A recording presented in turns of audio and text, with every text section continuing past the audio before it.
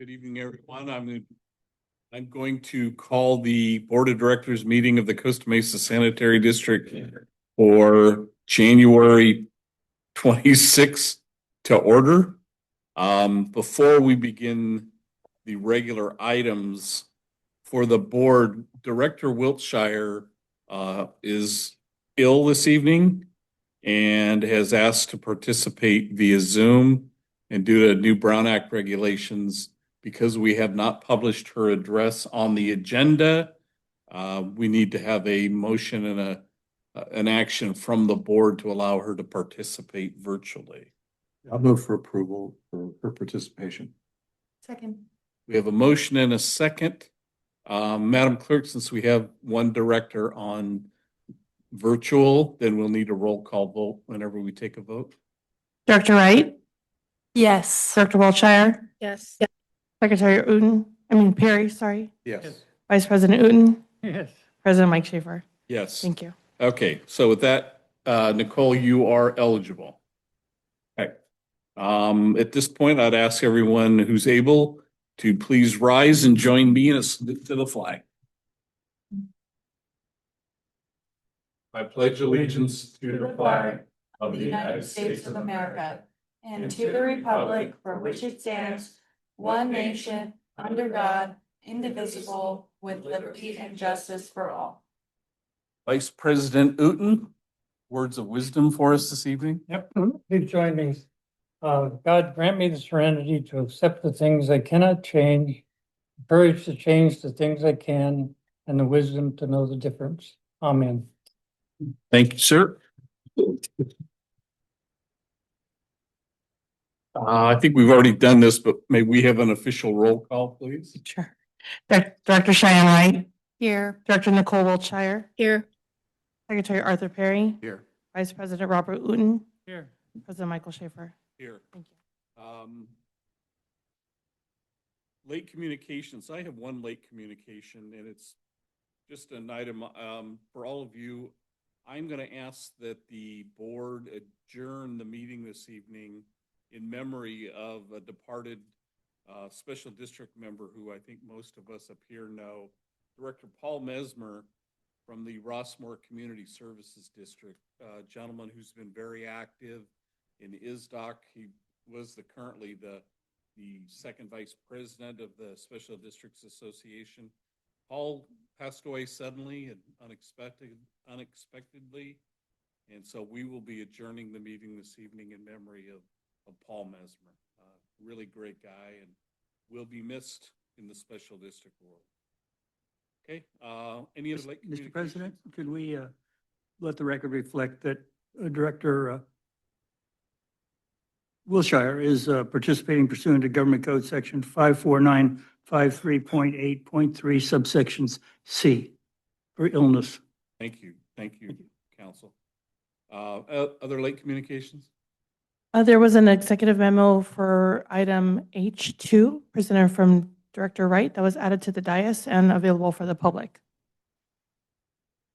Also, one last late communication. I've distributed to the members that are here, and we'll make sure Director Wiltshire gets a copy. We will be conducting the general manager's performance evaluation soon, so I've given you all a worksheet to help us with those, and we'll be using those when we meet officially with the general manager. Okay. Any ceremonial matters or presentations, Madam Clerk? No, Mr. President. Public comments. This is the time set aside for folks in the audience to make comments within our jurisdiction, which are not on the agenda this evening. We have Sue Lester, I think. Sue? Thank you, President Schaefer, and the board. This counts for any comments I make tonight. I'm here representing myself as a ratepayer and a resident. Even though I am the chairperson of the CAC, my opinions do not reflect that of any of the other members or the body itself.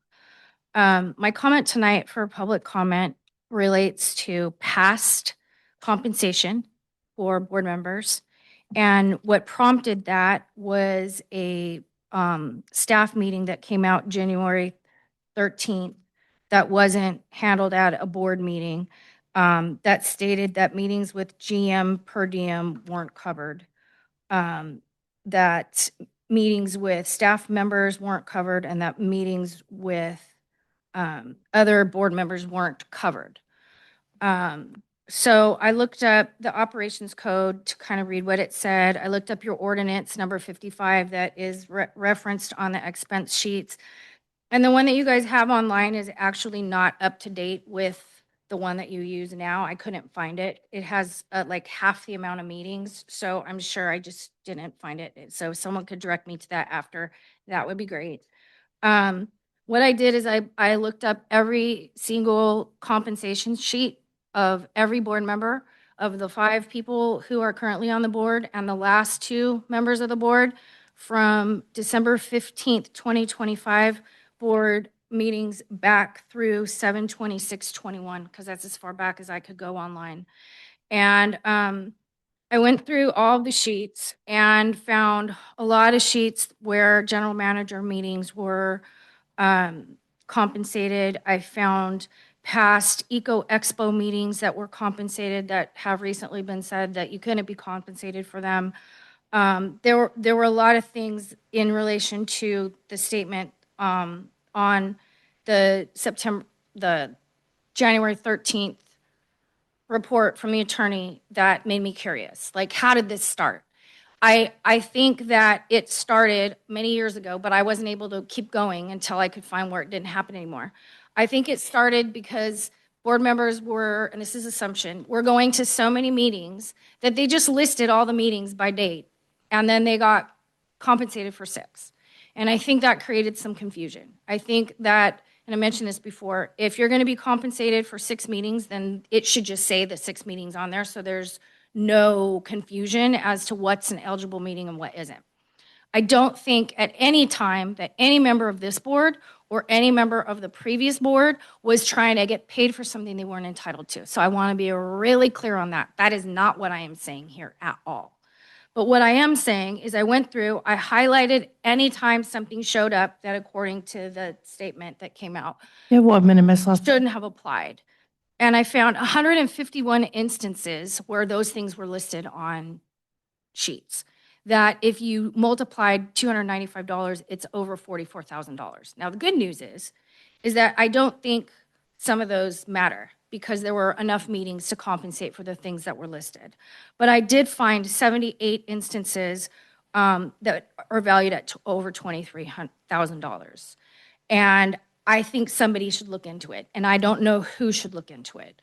The board submitted, approved, and accepted the compensation. I don't think you did it with any malice. And if there are, in fact, meetings that were compensated that shouldn't have been, I would like to see the board take some kind of action to recoup that money because it's district money that shouldn't have been paid if that is, in fact, what happened. And I don't know what the process is. I looked in government code, like, what if there's an overpayment? And it doesn't say on any of the things that are referenced as it relates to compensation. And I think it's because this kind of stuff isn't supposed to happen. But I'm fairly certain that it did, based on what I have read so far. Your time is concluded. That's it? Okay. Well, I have more if anybody's interested, and I have copies to share if I can help you. Thank you. Any other public comments? Seeing none, we will move to the consent calendar. We have questions on the consent calendar for item 4, so I'm going to pull item 4. And that is all. Move for approval of the other items. Second. All right, we have a motion to accept the consent calendar except for item 4. And if there's no discussion, we'll have a roll call vote, please. Thank you. Director Wright, Yes. Director Wiltshire, Yes. Secretary Perry, Yes. Vice President Uten, Yes. President Schaefer. Yes. Okay, item 4, which is Director Compensation and Reimbursement of Expenses. We have public comment from Sue Lester. You're up again. I'd like to ask for a minute. I can't get on I can't get on the Costa Mesa Sanitary District website. I would like to have staff help me get on. I usually can, but for some reason tonight I can't. Yeah, when I tried to log in, it said it wasn't an approved site. Oh, no. I was able to go through. Sorry, Sue. I have paper copies of most of the items, but, oh, maybe that was the reason. Oh, you know what it is? It's not on it's been deleted from the list.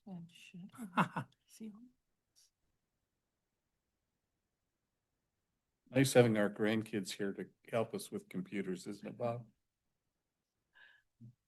Were you talking to me? No. Sorry. Okay, thank you. Yep, that's it. And we Oh. are. Okay, Item no, four. it's, okay, thank you. That's it. Great, thank you, Nolani. All right, Sue, I'm sorry for the interruption. Go right ahead. No. My question, suggestion, I guess, is because there's all this conversation coming up about what is an appropriate expense. And again, there are two expense sheets submitted, one by President Schaefer and one by Nicole Wiltshire, that just says meeting with Scott, meeting with GM. And since that hasn't been addressed yet, and because of the concerns I brought up with past expenses, I would ask the board to wait on approving these two expense sheets until it's determined what exactly is supposed to be happening. Because looking at the staff report from January 13th and then looking at the staff report for tonight, that's later on in the agenda, it's addressing these things. And if you vote, whatever you vote on tonight, I can't imagine it would change what happens in the past, but I don't know. So I would just think that not approving the expenses with meetings with the GM when you have a staff report that says they don't qualify would be a smart thing to do. That's all. Thank you. I would like to ask Sue to provide, if you have the material on the first item that you spoke to, I would like a copy of that. And I think it's hopefully it's appropriate because she said she had X number of meetings that she thought did not meet the present criteria. And I've been on the board for a long time. I can't imagine more than a few instances where directors ask for compensation and each time it was granted a limited number. So Sue has gone through her own personal idea of what the meetings are. And I would like to see a copy of that. No. Well, I'd like it, we can meet after the meeting, but Yeah, because I think it's a serious accusation. Can we debate or can we discuss we can discuss, but we're not gonna get involved with a debate with a member. just as it comes to approving this compensation form? Since we're obviously going to talk about it even further later in the meeting, I feel comfortable approving this compensation form in its state based off of our existing ordinance under item 28, which provides that any other meeting which directly involves the district can be claimed for compensation. And I believe that that's the way I was trained when I was onboarded, that those meetings fall under that, as it is with the general manager of the district. So I'll second the motion. We have a motion To accept number approve- 4. To accept number 4 and a second. Roll call, please. yes, Director Wright, Yes. Director Wiltshire, Yes. Secretary Perry, Yes. Vice President Uten, Yes. President Schaefer. Yes. Okay, so consent calendar item number 4 is passed. That will take us to my computer now. Public hearing. Yeah, there are no public hearings this evening. And so we'll go to section E, the general manager's report, item 1. Scott? Thank you, Mr. President. Diana Wick will be giving this report. Good evening, Mr. President and Board. Can you hear me okay? The new mics? Yes. Okay. At the December 9th, 2025 study session, the board reviewed background and fiscal considerations related to the possible reinstatement of CalPERS administered health benefits for board members. That discussion included PEMCA authority, historical district participation, benchmarking of comparable special districts, and long-term cost projections. The board requested additional clarification on policy compliance, and they had administrative questions. This report responds to those requests based on staff's current preliminary understanding. I do want to say this report is informational only. The information has not been reviewed by the district's Labor and Employment Council. So the board requested information on the Section 125 cafeteria plan. The district's Section 125 plan is structured for employees only. Board members are not included, and expanding the participation could introduce administrative and compliance issues. Under the current structure, board member premium payments would generally be post-tax. The board requested additional clarification regarding CalPERS rate setting and the potential impact of the current federal environment. CalPERS premiums are determined using historical claims and cost trends. Premium increases have occurred historically under different federal policy environments, and no specific federal changes are anticipated at this time that would alter CalPERS rate setting approach. At the study session, the timing of board compensation and the advance payment of the health premiums was also discussed. Health premiums are paid in advance, while board stipends are paid on a monthly basis. This timing mismatch may create temporary shortfalls. Administrative options could include a defined grace period or a repayment process supported by whatever the direction the board would give on this. The board requested clarification on providing defined dollar contributions toward health coverage outside of CalPERS health plans. And under PEMCA, employer contributions for participants in the CalPERS health program must be applied exclusively to CalPERS administered plans.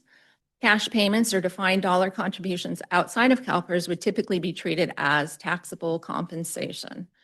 Alternative coverage arrangements may raise PEMCA participation and administrative concerns. The board also requested information about HSAs and HRAs. And HSAs are limited to individuals enrolled in qualifying high deductible plans and are not available to those enrolled in Medicare. HRAs are employer funded and require separate administration. HRAs may be a potential limited supplemental option subject to further evaluation. With these considerations in mind, staff evaluated the potential financial impacts using conservative planning assumptions. Public agencies must evaluate long-term fiscal impacts, not just initial costs. The analysis assumes full participation by all 5 board members to remain conservative.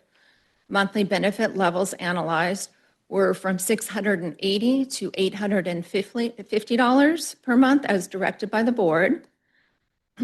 Costs are not included in the adopted fiscal year 25-26 or the fiscal year 26-27 budget.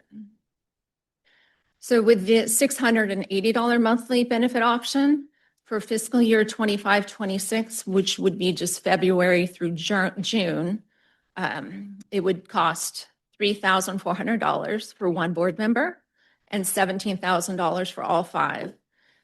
Staff anticipates sufficient unspent funds to cover these costs barring any unforeseen emergencies. And for the fiscal year 26-27, the annual cost would be $8,300 for one board member and $41,300 for all 5 board members. Looking at the $850 a month benefit option for fiscal year 25-26, again, February through June, it would cost $4,300 for one board member and $21,300 for all 5. For fiscal year 26-27, the annual cost would be $10,300 for one board member and $51,600 for all 5. Staff believes existing funds are sufficient for 1 to 4 board members, again, barring any unforeseen emergencies.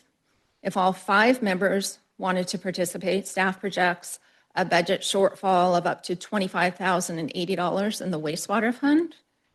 Staff anticipates a fiscal year 25-26 surplus could be appropriated to offset this shortfall. And again, I want to emphasize that this item is being presented prior to completion of legal review, and all information is preliminary, subject to change. So staff just is recommending that the board would receive this follow-up information and direct staff on whether and how to continue evaluating health benefits for board members. I'm available for questions. Caitlin Tran, Finance Manager, is also online if you would like to direct any questions to her. Let me lead off. Ever since I was elected to this board the first time, the definition of an employee has always evaded me. We're not considered employees in one sense, but yet we get a W-2 at the end of the year, which W-2s are usually used for salaried employees, right? As an independent contractor, when I was working, I received a 1099 for my compensation, which indicated, I was not officially an employee. We also participate in the Empower Deferred Compensation Program. We all do. So generally speaking, those are offered to employees.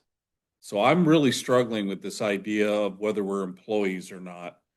And I want to know, if we do know, who defines whether we're an employee or not? Is that a legislated idea, or is it just we assume we're not employees because we don't have to show up for regular hours to a certain extent? Why are we not employees if we're getting a W-2?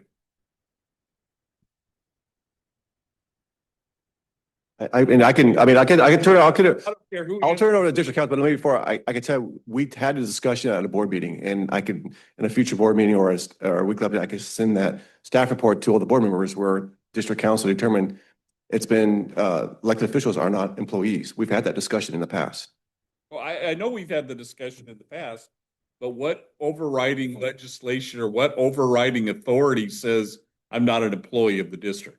The law, the statutory schemes for every subject is different, and there's different definitions of employee depending on whether you're dealing with taxes, whether you're an employee for workers' comp, whether you're an employee for the retirement system, and all of them. The most recent one is the whole thing with Uber Eats and those people in that industry, and that's a very defined definition, but that's dealing with whether or not you have to pay all the benefits and the workers' comp and all of that. So it changes depending on the statutory scheme. And we are covered by our workers' compensation. While we're in the course of our duties as a board member, we are covered by workers' compensation. And that's a separate category, I know, than employees. I do know, I don't think that you can serve on a board and be an employee of the organization, but I know I've read this, so I'll have to look, like Scott said, we'll have to come back with that. Okay, that's fine. I went online and board members, at least the things that I read, said the board members are not employees. But I understand Director Schaefer's Director, President Schaefer's Mike is. question. And it deserves an answer. There was a question at the last discussion of this about what we had done previously. And in my tenure as a director, we have had one director who was covered by medical. We put him on the medical, but he paid the entire premium himself. Isn't that correct? Yes. I think it just gave him the ability to have the insurance option. I remember now where that definition was. And basically it comes from I think the Fourth Amendment of the Constitution of the United States. I was looking at due process information. And I think that's where the definition, where I got that definition, although I was looking at a lot of different articles. The other thing that struck me in your report, being on Medicare myself, it says HSAs are not eligible for employer. I'm sorry. Medicare is a non-qualifier for an employer HSA contribution. So if we don't have an employer, then do we fall into the being eligible for an HSA? Because in one hand, we're saying we're not an employee, but that one says an employer can't give his employee an HSA contribution. Well, if we're non-employees, we could then get an HSA contribution. Or am I just mixing up words? Well, that's why I would like to wait for LCW to review this report. Yeah. This is just informational. It's not, that's why I was hesitant to even include that, but I did want to come back with you with the information that you requested, whatever I could find. Certainly appreciate that. And that's a great answer. I mean, let the legal people look at it. As far as I'm concerned. So anyway, I'll open it up. Anybody else? I'm ready. Go ahead. Well, as you know, I love sharing my memos with you guys, but I didn't get this one done in time to get it in front of you. But I really appreciate the report, and I have kind of like a checklist of questions for each one. For context, though, I do feel like some components of the previous report would have been helpful for members of the public to see, which is contextually, every other elected body in the city of Costa Mesa provides their elected officials with benefits. In addition, we looked at 13 of the other special districts in Orange County, and 11 out of 13 of them provide benefits. Then staff showed us on the high range $1,200 a month, and showed us some of our neighboring governing bodies are receiving over $2,200 a month.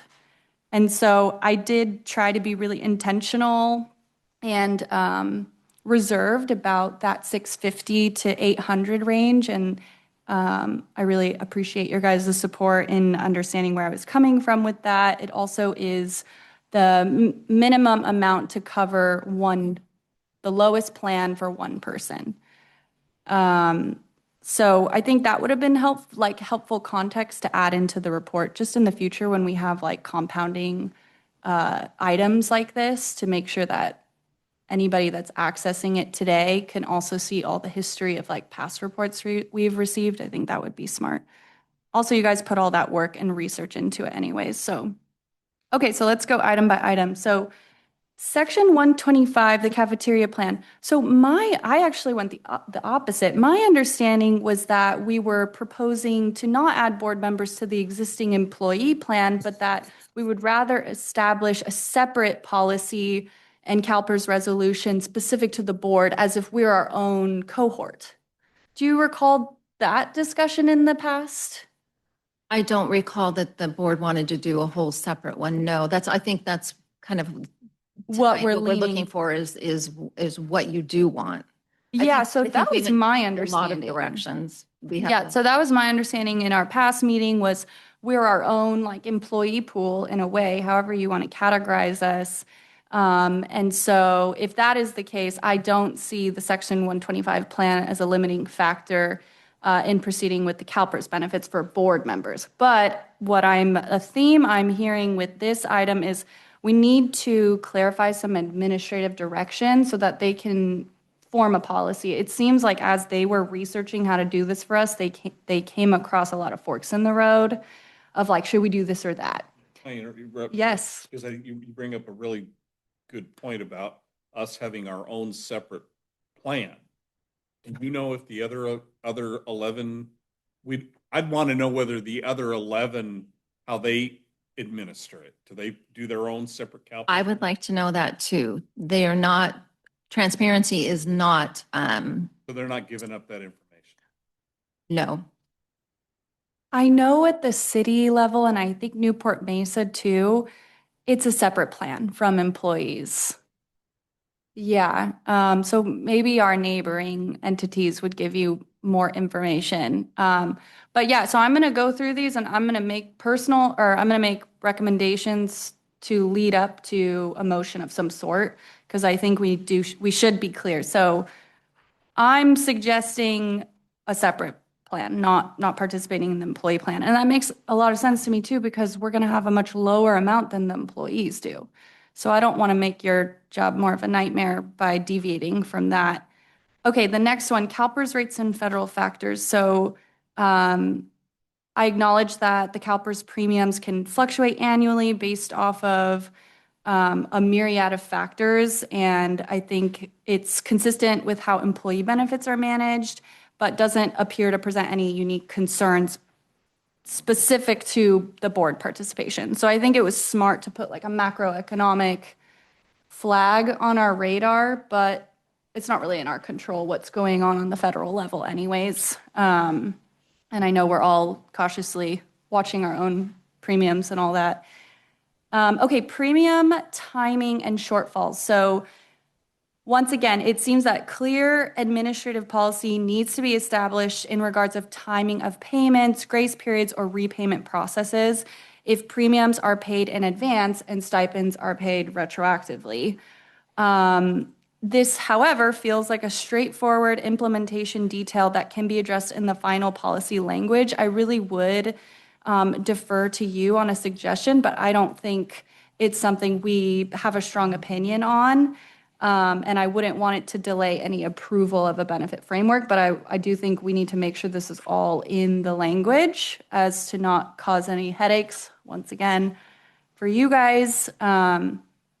Okay, contributions, next one, contributions outside of CalPERS and health accounts. So my understanding is that the intent of this item is to provide contributions directly through CalPERS administrative plans. That said, I do view the health reimbursement arrangements as a preferred option for some, providing flexible and equitable support to board members. I would like to ask staff to continue looking into the steps that would be required toward implementing an HRA if an HSA seems to be too much of a conflict. However, what I'm curious about is, can it be phased alongside, or can it follow can it come later and follow the reinstatement of the CalPERS plan? Like maybe bundling them together is too complicated because they would be treated differently. So in the meantime, I do believe reinstating the CalPERS benefit remains an appropriate and practical first step. So that is my thoughts on that one. And then as far as the financial review, so like I already said, I appreciate that you guys have incorporated the ranges that I had originally researched and recommended, and I also appreciate the updated financial projections. I also really appreciate that you guys took the time to look into how we could ensure we have sufficient funds to cover any partial year costs for 25-26. And knowing 26-27 budget can accommodate participation. And then, like I said, consistent with our earlier discussion, I do support this contribution range. I want to hear what you guys think about, the 680 versus the 850, but I've just kind of been engaging with this report, still accepting the range. I can't say that I have a strong opinion towards either or. But in conclusion, I believe the information before us strongly supports moving forward with the CalPERS benefits for our board members. I believe this action is consistent with local and regional norms, as every major local government body in Costa Mesa provides health benefits to its elected officials, and 11 out of 13 comparable special districts in Orange County currently offer healthcare benefits. I believe it's clearly within the district's legal authority. I believe we have been fiscally responsible in the range we are requesting, especially when modeled using any realistic participation assumptions. And I also believe that it is appropriate and deserved, recognizing the time, responsibility, and service required of board members in carrying out district governance. Reinstating these benefits does not represent an outlier decision. It brings the district in line with standard public sector practice and demonstrates a reasonable investment into effective governance. I'm comfortable with staff continuing to finalize administrative policies, legal review, and I support directing staff to proceed toward implementation consistent with the range that we have previously discussed. So that is my report for you guys. Thank you. Diana, a couple things. And then Nicole, I'm going to turn it over to you in just a second. When you did the financial review and the table and the projected differences from year to year, are those based on what we think we know premiums are going to do, or not we, but whoever's giving you the premiums? Are those projections based on what they're saying, or where do those increases come from? I'll let Caitlin answer, but I believe the report says she assumed it's been about a 2.54 increase. Is that, Caitlin, what you based it on? Yes, we look back a few years and it's 2.54 increase each year. So I just base on that increase, starting with the amount that you said, 680 and 850. And we're not taking into account what's going on the federal level with premiums and all of that stuff. So we're just using a historical Yes. mark, so to speak. Yes, the previous factors that CalPERS has used, yes.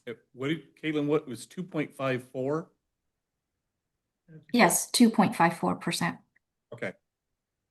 Back And to I'm sorry, that's the increase of the PEMCA amount each year, the minimum PEMCA amount. Great. Back to this transparency thing and why the other districts. If we're going to have CalPERS administer it, can't CalPERS tell you what? Can't we get that opinion or that direction from CalPERS? Won't they say to us, yeah, we can create a separate plan for the board? A separate health plan? Separate policy, I'm sorry. So what we would have to do first step is a resolution stating that we elected officials will be receiving health care. That's the first step. And then CalPERS would administer the plan. They're not going to do anything until we make a decision on whether we're going to do it or not. Right. CalPERS. Okay. I'm sorry. So what did you want to know from CalPERS? When I asked, whether the other districts in the county had done a separate plan for the boards, you said that the other districts aren't giving up that information. Well, it's not been, I would have to reach out and see what I can find out, but I don't know if they give the board an extra stipend. I don't know that it's necessarily CalPERS plans that they're paying into. I don't know how they're going about it. And that's all I'm going to say. Yeah, and they're not giving it up. And we don't, and I want to do my due diligence and do everything we do be the up and up. I'm not going to rely on what other agencies are doing. Yeah, that's terrific. If it's a reimbursement policy by any of those districts, it probably would be explained in their policy manuals. Well, but for employees, yes, but for elected officials, I guess it would be something in operations code. Maybe Alan can steer me in the right direction with that. Well, the only thing I was going to say is restate the obvious. It's a public record. Do a public records request, they have to comply within 10 days, That's, as we're painfully aware. thanks for reading my mind. Nicole, any comments? Yeah, I mean, I'm all for making all of this totally transparent and fair and in alignment with what all of the other agencies are doing. I don't think that we necessarily need anything above and beyond. I just think that it's really important that we keep this role attractive to talent. I think it's important that we're attracting, people who really want to serve. And if we don't make this role attractive for working people, if we only make it attractive for people who don't need any sort of compensation, then it makes me worry about who ultimately is going to be representing us. So to reiterate, if we don't make this attractive for working people, then we're not going to have working people represent us. So. Thank you. There's no other comments go ahead. I think to go along with what Nicole, Director Wilshire said is, we have a benefit program that we talk to prospective employees concerning. And we are and have discussed as a board keeping the employee benefits in line with other agencies so that we're competitive. So each time we've hired an employee, I think staff has made note of, we need to have benefits in line with other agencies so that we can attract good staff. And we have good staff, but I think staff has said on numerous occasions that we need to be competitive so that we can acquire good employees. And that is parallel to what I think Director Wright has said concerning directors' potential benefits. I'm all for staying competitive with employee benefits, and especially when we're trying to hire new employees. I think that is something that an employee will look at. And I think Director Wilshire has sort of said, or maybe Director said, exactly the same thing for directors. Before I open it for public comments, essentially what you're asking or what you're recommending to us maybe is that we get this legal advice before we do anything. Is that? Yes.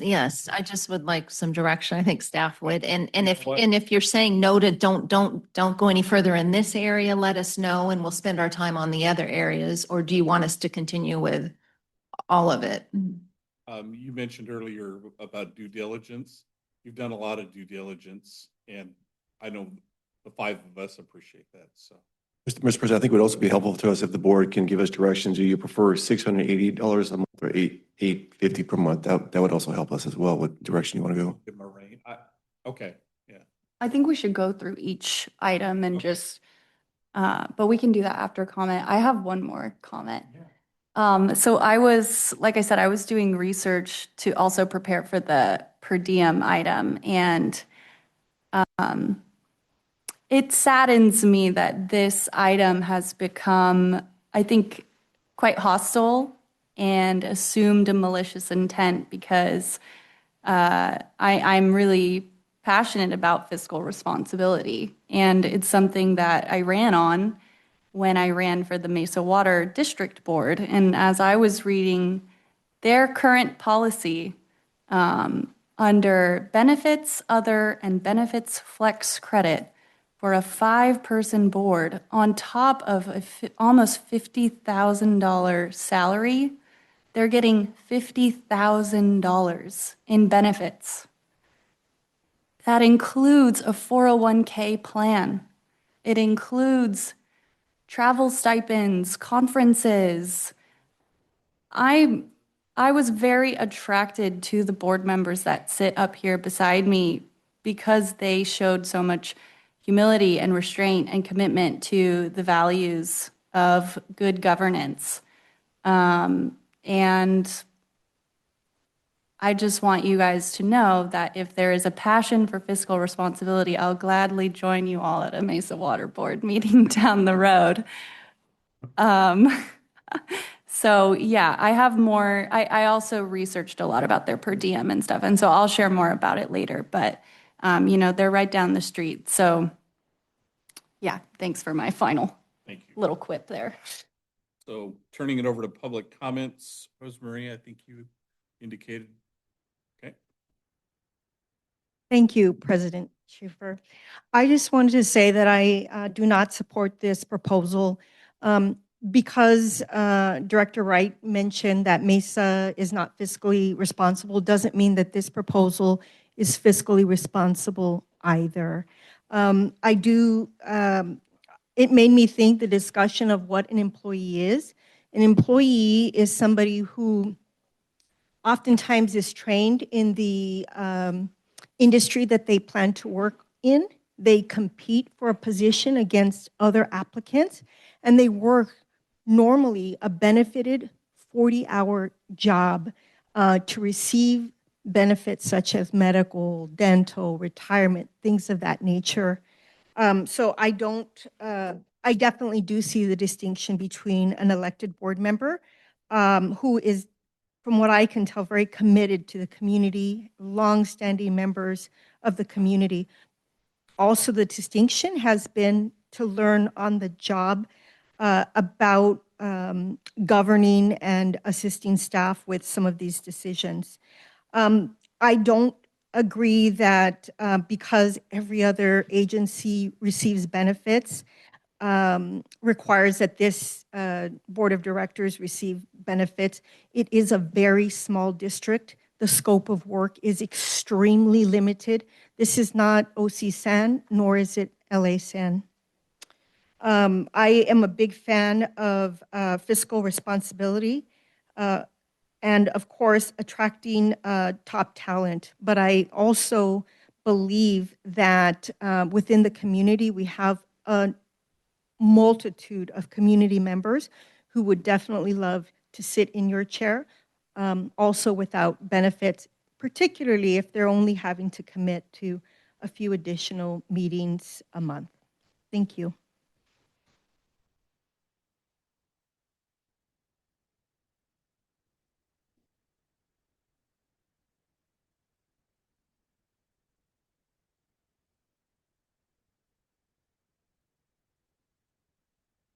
With me a minute, folks, while I get these set. Lester, you want to speak on this? Great.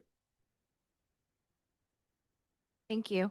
And thank you, President Schaefer, for asking what the prior benefits were that were available to the board, because I thought it was odd that that hadn't been included. It says that you're entertaining reinstating benefits, but it never said what you did prior. And so thank you for clarifying that. I also agree with Director Wright when she says it would have been helpful to include stuff that was presented at the meeting previously as it relates to what other districts get, and also the executive summary and analysis that Director Wright wrote, because it's all part of the conversation that you guys already had, and I don't know what the policy is on that, but I think it would be helpful for more people to understand. I agree 100% with what Rosemary said. I think that it's irresponsible for you guys to compare yourselves to the other districts because you are so different. The city of Costa Mesa is serving the commercial needs and most multifamily homes of solid waste. And how, if you decide to move forward with this, which I hope you won't, like, how would this be billed? Or is it going to be billed by customer on the wastewater side? Is it going to be billed by customer on the solid waste side? Because if you bill the solid waste customers for your benefits, because the money has to come somewhere, they're essentially paying for benefits for solid waste service they're not even getting because it's being provided by the city. I think that advance payments on medical is something that never happens in the private sector. People have to pay on the front end for the policy to cover them for that month. And you will run into trouble if you are paying for somebody's medical and then deducting the expense. I think that's kind of a sloppy way to go. I wouldn't advise that. I also think you should take into consideration that solid waste rates are continuing to go up. They hadn't been raised in a very long time, and they needed to increase. In 2017, solid waste rates were $216 per single family home. For 25-26, it's $358.52 for a single family home, which is an increase of $142.52. The increase on the Orange County landfill rates, that is, I think the paper said it's going to hit January of 2026, which is going to increase by 80% roughly, has not been factored into what the district is going to have to pay and what the district in turn is going to have to pass along to the ratepayer. I think the fact that I think you guys get paid fairly. $295 is fair for preparing for a day of work. I know some items take a really long time, but this is public service. This is not self-service. We have a problem in this country with elected officials getting rich because of all the benefits and all the compensation that they get. Clearly, that's not what's happening here, and I'm not applying that. But I don't think you should give yourself benefits because it's what everyone else is getting when your agency does not really sync up in terms of the amount of people you serve and how it's split like it is with all the other agencies that are listed. Yeah, 1 minute, Ms. Lester. I don't think that you guys should vote to do anything other than continue it if that's the direction you want to go, considering that there's been no legal review. I think that would be irresponsible, and I would like to think that, I don't know, for me personally, I admire public servants who get paid a fair wage and do it because they care and not because they're being offered a bunch of benefits, not because of what they're going to gain. And I think there's too much of that. And I think that we should look out for people regardless of whether we should treat everybody the same, whether we like them or not. And that's not what's happening in this country. And I really hope that you guys look at the bigger picture here. I just think that this is a bad time and an unnecessary expense for a elected position that takes a very small amount of time in comparison. Thank you. Other public comments? Did you fill out a card? I did not. Need to fill out a card. It says I did not have to. On the very top. Take the dice.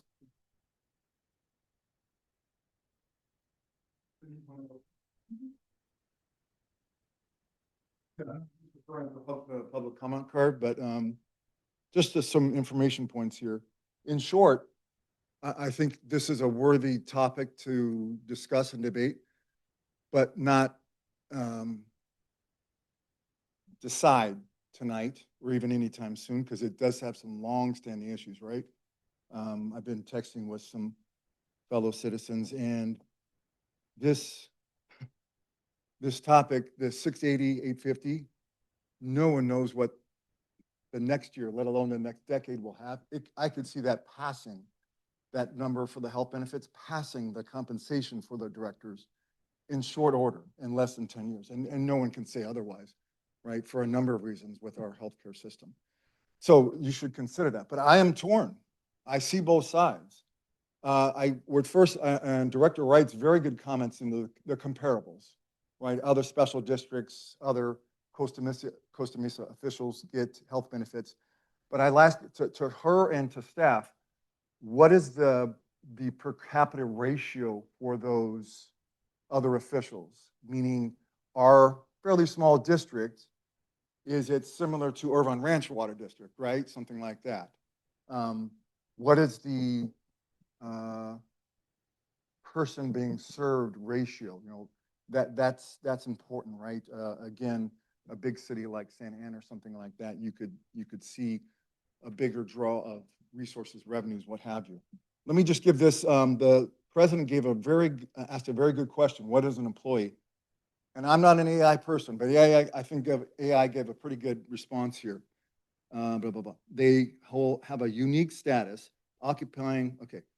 While they receive salaries and benefits, they are often excluded from labor laws. This is elected officials.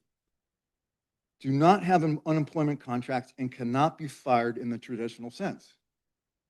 So you're unique. You're public officers, but at the same time, what Director Walter, thank you. I was writing this up before she said it.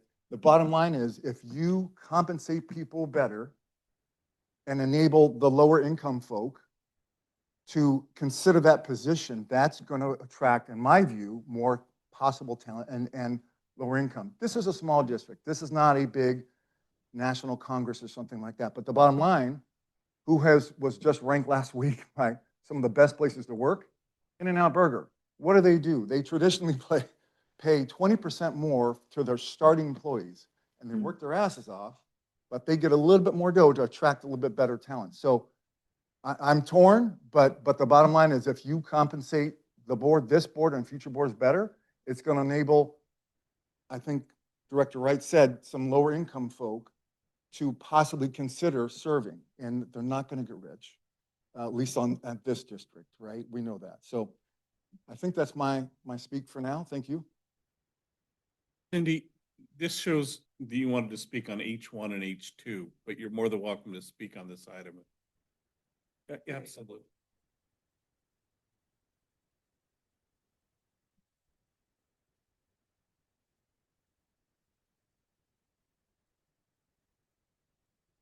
Good evening, Director. I'll make it brief. I am speaking tonight as a 54-year resident and ratepayer in the city of Costa Mesa.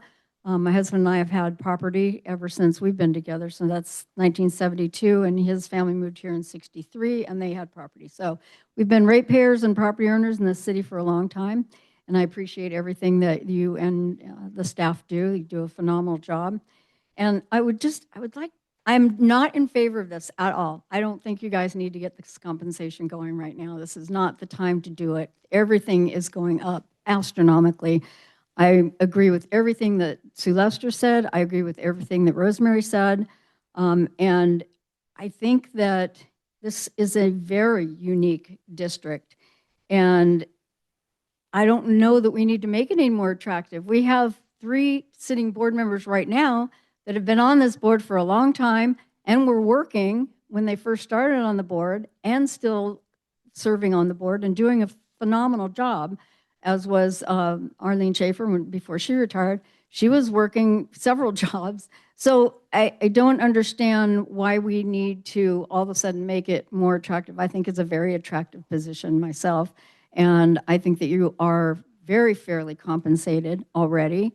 I think that this just isn't something that we need right now. And it was mentioned that the whole compensation and the meeting money was becoming adversarial. And it's because what's being asked for is unreasonable. And I'm totally against it. Okay. Then I'll conclude public comments. I think it's pretty clear we want you to take that next step. So continue to look into each of the items. Well, the items that we brought up, yeah. And you said with our, Can we go specific by item? yeah. if I you'd want to like make sure we're all on the same that- page. that's- So cafeteria plan, I would say the assignment would be, is it easier, better, more compliant for us to be a separate cohort of our own board plan? Or is there a world where we are defined as an employee? That seemed to be the two You're talking there. about through CalPERS. Yeah, so that's the section 125 cafeteria plan. Then it doesn't seem like there's anything applicable with CalPERS rate and federal factors. It's just, she's informing us. Premium timing and shortfalls, I think we would need to receive a final draft policy on how you guys would suggest the timing of payments with our stipends and the premiums would be, maybe pending legal review as well. And then a question of shortfall or surplus. We had talked about that in the past as well. Can it get pulled from our pay? And we should probably put a protection in there too that says a pay up to X amount of months to make sure that there's never a deficit on the district side. Thoughts on CalPERS and HSAs, HRAs. I was leaning towards, can you look into the HRA since that seemed to be more simple. So we'll send you in the HRA direction. And then I'm open to receiving a policy just related to CalPERS benefits and then just a policy related to HRA. And maybe they're separate or they're in tandem, but I don't know if I want to bundle the two together and make it more complicated. I would rather see them separate. Cool. Okay, so there's another answer. And then 680 to 850. Do you guys want to pick the middle or do you want to go, what do you guys think? Whatever number we give you can be adjusted if we make a decision anyway. So use the 680. Okay, so finance will calculate just at the 680. Is that, We Is that can what we're- adjust- I mean, there's nothing says we can't adjust or look at.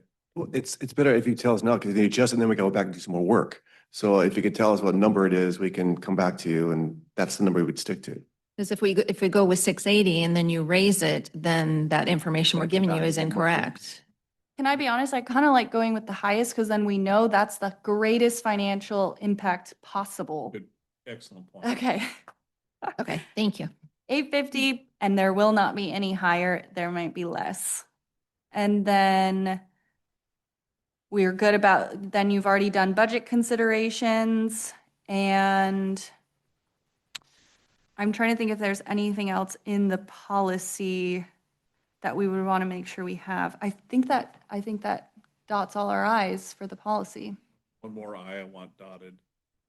If you're gonna be talking to CalPERS and talking to the legal folks, regardless of what has been said already, I want to see a full definition of employee versus non-employee. And are you wanting the CalPERS definition or because CalPERS, We're streaming towards CalPERS anyway. okay, So get the CalPERS down. It's one thing to hear comment about it. I want to see what the governing body has to say about it. So can I make just like a summary motion? Do we need to do You that? don't really need. Okay, We're just cool. We've given her direction. Great. That's really all we need to do. Mr. President, are we tabling the item or continuing it to a date? Well, continuing it to as soon as you can. We're not tabling? Tabling it for tonight. We're tabling it for tonight, but not for the future. Yeah, As soon as you. staff can will bring come it- back when they have the information. Yeah, and that can be at a study session or at a regular board meeting. I think it's clear we'd need all that information to prove it anyways, so. Thank you. Okay, we'll move now, Scott, to item 2. Thank you, Mr. President. This is your mid-year report on the fiscal year 2025-30 strategic plan. In your staff report are the highlights that staff has achieved in the first 6 months of this plan. I can go in more details on that if you want me to, but I also want to mention that moving forward, we are going to be presenting this report to the board twice a year instead of 4 times a year. We were presenting on a quarterly basis, but now staff is recommending presenting it there mid-year and annually to allow for more meaningful and comprehensive updates on progress and outcome. And also it does free up some of staff time rather than doing it quarterly versus mid-year and annually. So happy to answer questions you may have. The one that brought this up, and I appreciate the staff's effort in this type of report. But my request was, in the strategic plan, there's 2025 recommendations, there's 2026, and so on for 5 years. And that's all I really wanted staff to report on.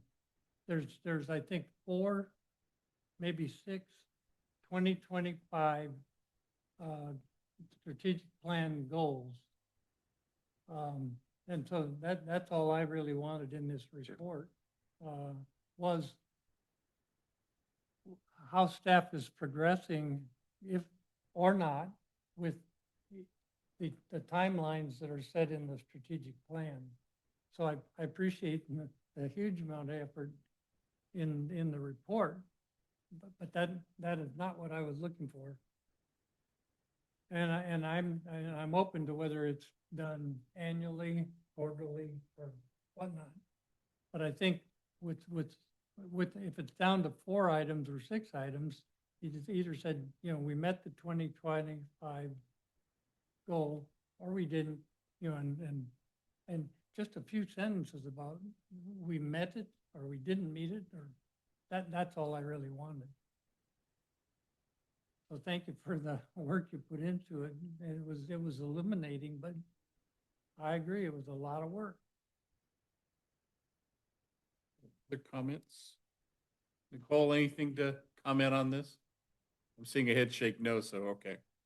All right, then we'll move to item 3, performance goals. Yes, thank you, Mr. President. So I don't know of any other general managers or city managers that present their performance goals in an open setting like this. But I've been doing this since I've been here, just to advocate my beliefs in transparency. The one I do want to mention, though, unfortunately, in the staff report, we did attach my 2025 goals, but in the staff report, it didn't identify the progress made, and I apologize for that. And that's why I printed up copies for you, and I also made copies of this for the public to read. I'm happy to go down each one of these goals that I achieved for you. We will update this in the staff report. And then also in the staff report is the 2026 performance goals for next year that I'm proposing. I did meet with President Schaefer on these goals, and he liked them. He approved them, or at least consider moving forward to bring it to the boards for consideration. As per board directions, all the goals are identified with a strategic plan, and it also has a deadline for me to try to achieve. So happy to answer any questions you may have. Yes. Questions for the general manager? Go ahead. Yeah, no, in this month's Orange County Sand District meeting, which will occur this Wednesday, there is an example of what the general manager's 2025-26 work plan and mid-year report is, just FYI. And their strategic plan is like 6 items. And those are the 6 items that become the general manager's work plan. We have a 56 item plan elements, and a major difference. But so you can review what Rob Thompson's work plan looks like, and since I'm a representative appointed to the Orange County Sand District. Will do. Thank you. Nice pictures, by the way. Thank you for, I'm sure you're the only general manager in the county that goes out and cleans up the bay in Fairview Park. So thank you for doing that. Okay. Can I ask questions about the process? So I've received this. Do I fill it out now and submit it to you? Just going to get Oh, okay, thank you. At this point, we need to have the board authorize myself to meet with Scott to go over this checklist. Before I meet with Scott, I'd appreciate all of you completing this and getting it back to me. Okay. Scott, we can talk later after Wednesday, talk about setting up a time for you and I to sit down and go over the goals. When do you need these back? If I could have them no later than the middle of next week. You're talking about the general manager work plan? Evaluation. This Evaluation. item that I gave it to you earlier this evening. Mr. President, sorry, but, if they were to give you all of their information and you were to have it and then meet with Scott, That's, that would be a problem with the Brown Act. I think we have to have a true. closed session for that. Yeah, we have to have a closed session when we. Okay, when then- we- no, I'm just trying to get this filled out so that I can take it with me to Scott. Yeah, I haven't seen what you have in front of you, but I thought you were asking for their recommendations. No, and Thoughts. no, Okay. no. I misunderstood that too. I was like, all right, I'll give it to you. Is that okay? Let me see what a copy of it looks like. You want mine? We can do it right after the meeting. Okay, Okay, I'll show you. I'm not sure I got it. Yeah. Okay, we are ready to move in. Oh, I'm sorry. So this is an action item to authorize me to meet with you. I'll move the action. Second. Motion is second. Nicole, any questions on that? No. Are you planning, is it next week you're planning a meeting? No, I want these back from all of you by next Wednesday. And then Scott and I will set up a time to meet before the next board meeting. Very good. All right, roll call, please. Director Wright, Yes. Director Wiltshire, Yes. Secretary Perry, Yes. Vice President Wooten, Yes. President Schaefer. Yes. Motion carries 5-0. Okay. Before we move to the engineers report, I'm gonna call for a 8-minute break. If we could, please. So we'll meet back here at 10 minutes to 6. Thank you, Mr. President. Just a couple of items. Number one, we opened bids this past period for project 349 Mendoza Pump Station.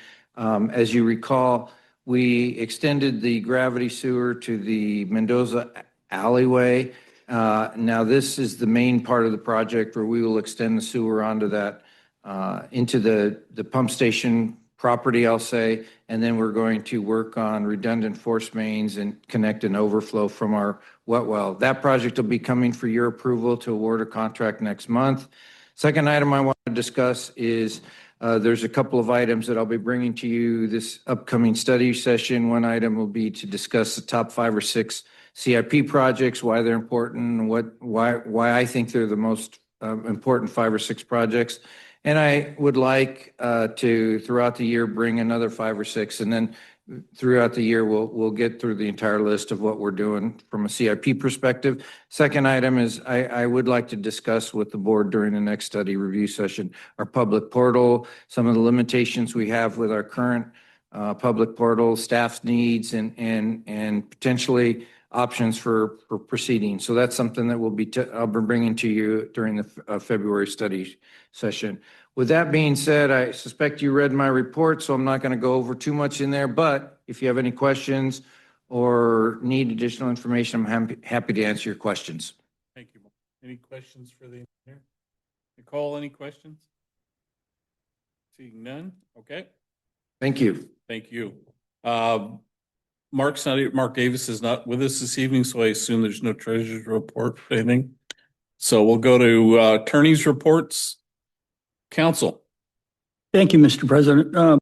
First item is the ADU AR, and ADUs are a creation of the state legislature, and they have favored them and tried to help fix our housing problem by giving them very preferred status under the law, and most of the time to the detriment of local agencies' ability to regulate. And in many cases, they preempted us. Just for the benefit of the public, an ADU is an accessory dwelling unit. They can be attached or detached. They provide complete living facilities, They must include permanent living, sleeping, eating, cooking, sanitation on the same parcel as the main residence. A junior ADU is located entirely within a single-family resident. A lot of the ADUs are approved ministerially, meaning the city doesn't have much discretion to deny. And we both have to figure out how to deal with these new creatures that are being built within our city.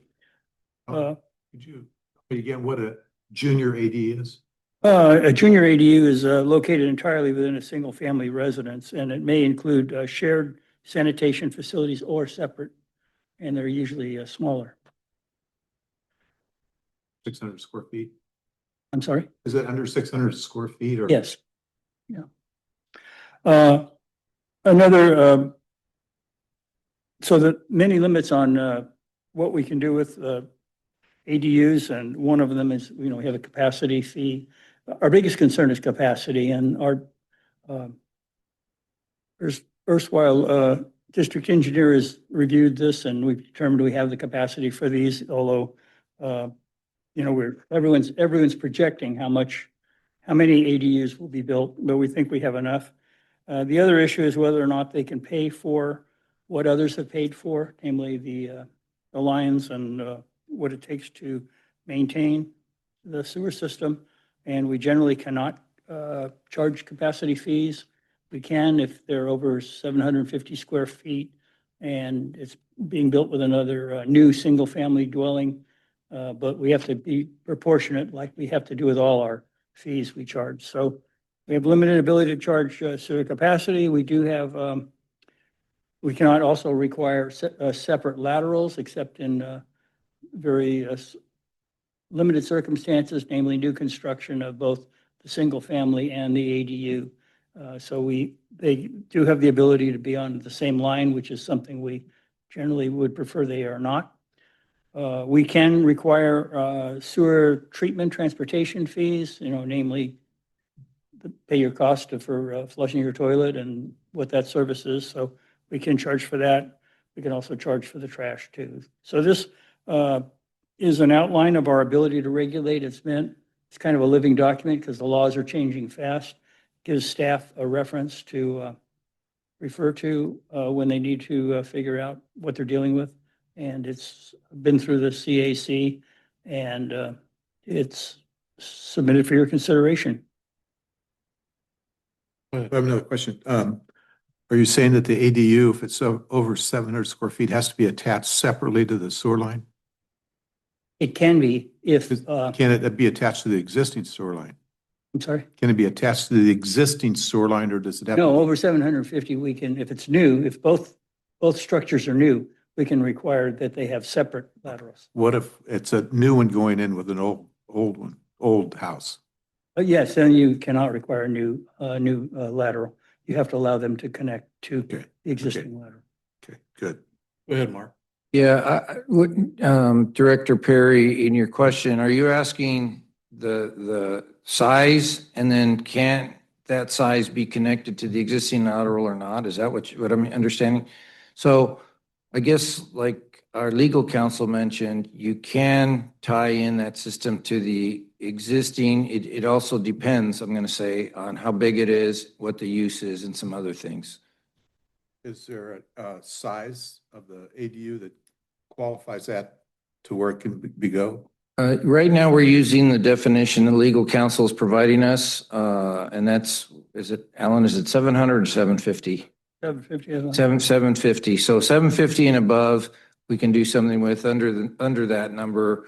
We're even looking at streamlining because City of Costa Mesa is looking to do some type of a rubber stamping within a 2-week period to allow building plans to move forward. If that occurs, they're moving on without us. And so I'm working with Robert and I'll be presenting something to our general manager. Is there a way we can streamline our processes for those ADUs that are exempt as legal counsel suggests they are from many things? So that way we can maybe keep up with the city and get these things moving forward. Is that happening in other cities also? Or do you know? I guess I'm going to be honest, I don't know. It's too new. I haven't heard much from our sister and brethren agencies and other public agencies that are associated with OCSAN as an example. I just don't know. If someone is doing an ADU and they choose to tie into the existing system from the regular home, from the existing home, are there any fees that they get charged to tie into, like any connection fees or anything for tying in? Yeah, again, it depends. If it's 750 or over, we can then we can charge capacity fees and other types of fees. When they're smaller than that, I'm going to say we have some limitations on what we can charge. For example, we cannot charge capacity as legal counsel mentioned. But if they decide, no matter what size, they decide to put their own lateral in and connect into the OCSAN system, they would have fees, right? Well, no, first of all, most of the single family residential and commercial properties that we have in our service area, they don't have direct access to OCSAN. They have access to our system. So we're the governance of those properties within our boundaries. We govern what they connect and what they can't connect to. The connection out in the street, Yeah, that's controlled by us. yes. Wasn't aware of that. Thank you. Go ahead. The junior ADUs are basically just an additional room on a residence. When we have a new residence in the district, we charge them based on the number of fixture fees, or is it just charged on the basis of them being a residence? Well, again, if it's under 750 square feet, whether, And a new house is built, oh. Yeah, when a whole new house is built and an ADU, we can then proportion and base the charges for the ADU and the new residence based on fixtures. We can do that. so a 500 square foot existing home or a 2,700 square foot existing home would be charged differently? District? Yes, because for several reasons. Number of bedrooms, which is how Orange County Sanitation charges us. We pass that cost and we collect that for them.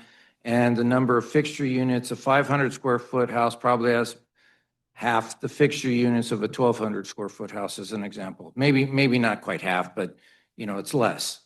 The bigger house would get, because they have more fixtures, we would charge them more on the tax rolls? Yes, we would charge them higher. We would charge them more fixture fees, which is really a capacity thing. And then depending on what we have to inspect, we could charge more for inspection and plan check and those things. Questions for Mark? Yeah, I just have one comment, which is on the can ADUs be sold separately? So there's a lot of mixed messages, I think, between city and state law. And just to let you guys know, when we got our ADU permit, we actually forfeited our right to sell it separately through the city. So I think because sometimes there's a lot of confusion between, are we part of the city or not? I think we should expressly state that it's not our jurisdiction to determine. And, you kind of already have it at the end, pending various laws with city and state. I think we should just kind of evade that responsibility of that question if possible. Otherwise, it looks good to me. And I'm a big fan of the expediting process. And I'm glad we're trying to keep up with the city on that. Paul, any questions? We have public comment. Cindy, you want to speak on this item? Okay. Then let's move to, no action you need from us. That's regulation number 140. I'll move for approval. I'm sorry. I'll second. We have a motion, I'm sorry for not bringing that. Regulation number 140. Roll call, please. Director Wright, Yes. Director Wiltshire, Yes. Secretary Perry, Yes. Vice President Uden, Yes. President Schaefer. Yes. Thank you. Thanks, Alan. Let's move to item 2. Thank you, Mr. President. Do we have a PowerPoint?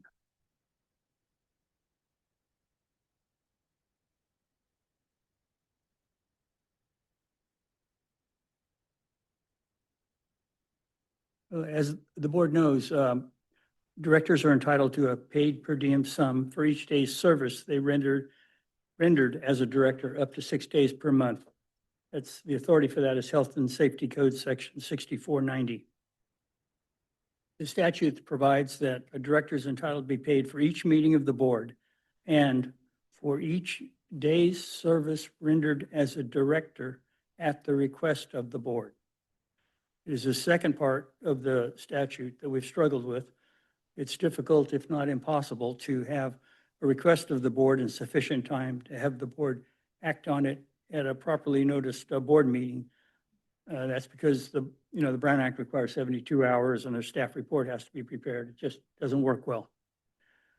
So the board determined to pre-approve certain meetings that recur. A list of 27 of such specific meetings was developed. And these cover the vast majority of meetings that directors attend.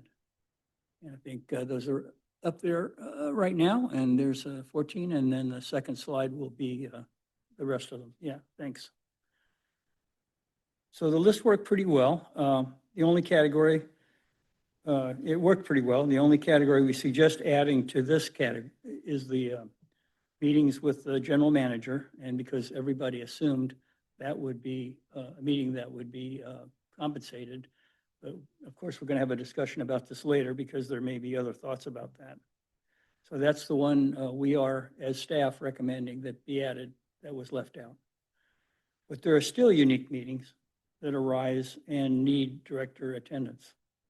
To try to address these, the board added 2 provisions dealing with situations that could not be anticipated. They include any other meetings directly involving the district.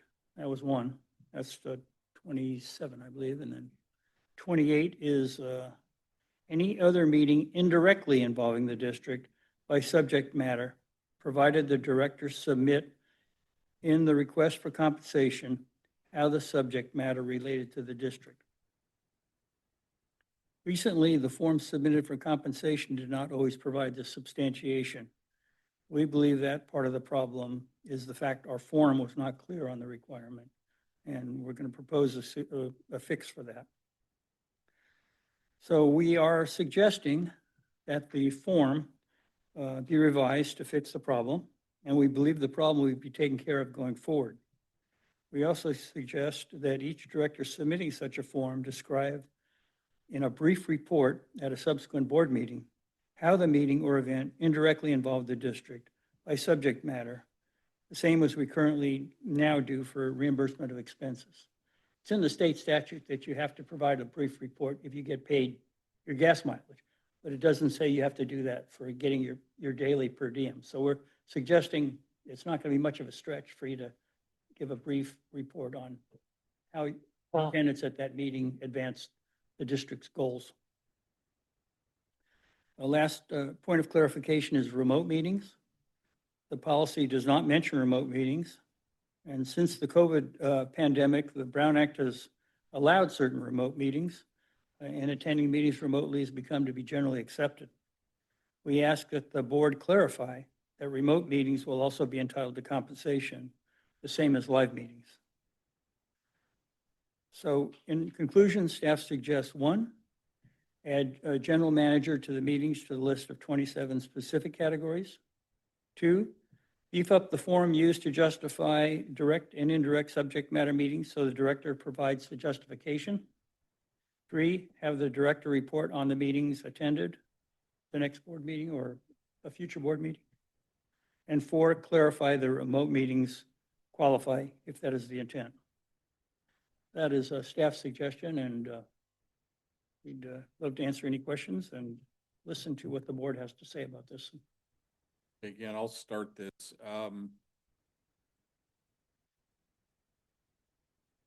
On the list, the list of 29 or whatever it is, the title like number 16, number 14, number 15, all it says in this list is City of Costa Mesa meetings, City of Newport Beach meetings, County of Orange meetings.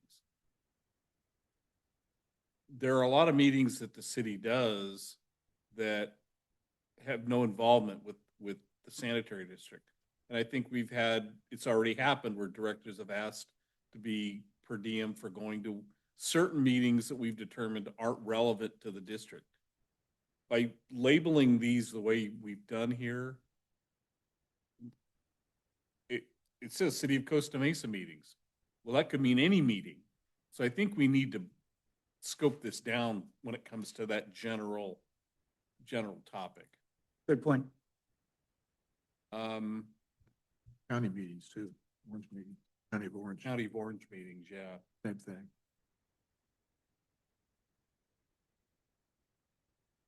Slips my mind right now, so I'll open it up to the rest of the board. Bob? Yeah, and on item, our meeting, that list number 28, I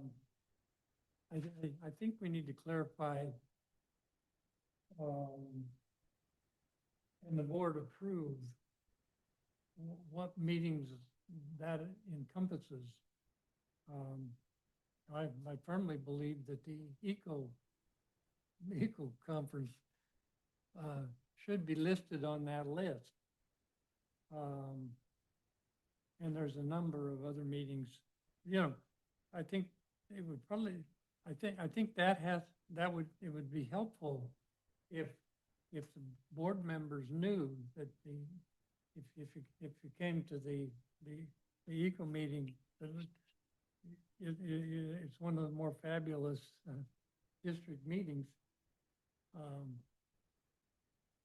That it should be compensated for.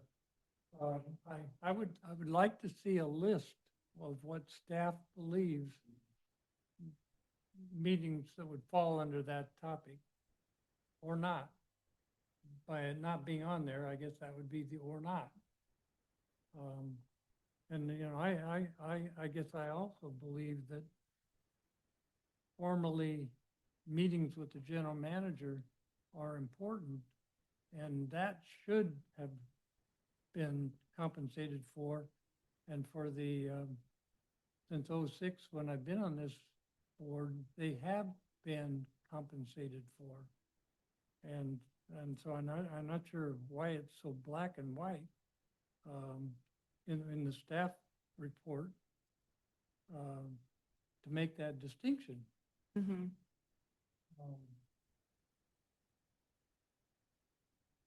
And that may be some of the items that Sue has on her list. Agree with you. The other question I had, I agree with Bob too.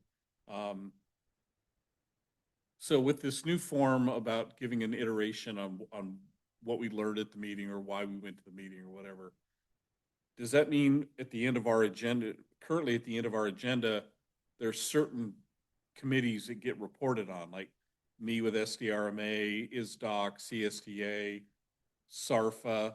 Are we going to eliminate doing reports during the meeting now? No, I would think those would still be there. There could be some overlap, but what you might want to do is just provide a brief report of how your attendance related or directly advanced the district or something like that for the ones that are not called out. Ones that are called out, you don't have to give a report at all. We wouldn't have to do the little written report that you're talking about adding. Or do we have to do both? You just have to do one or the other. Okay, that answers my question. Yeah, we have to have a record that, and it needs to be done before the payment is approved. Right. The other association that's not listed on here is the Southern California Waste Management Forum, which has got an annual meeting coming up in March. I've attended most of those forums, and they have a lot of bearing on what we do from a solid waste standpoint. So that one needs to be added to the list, I believe.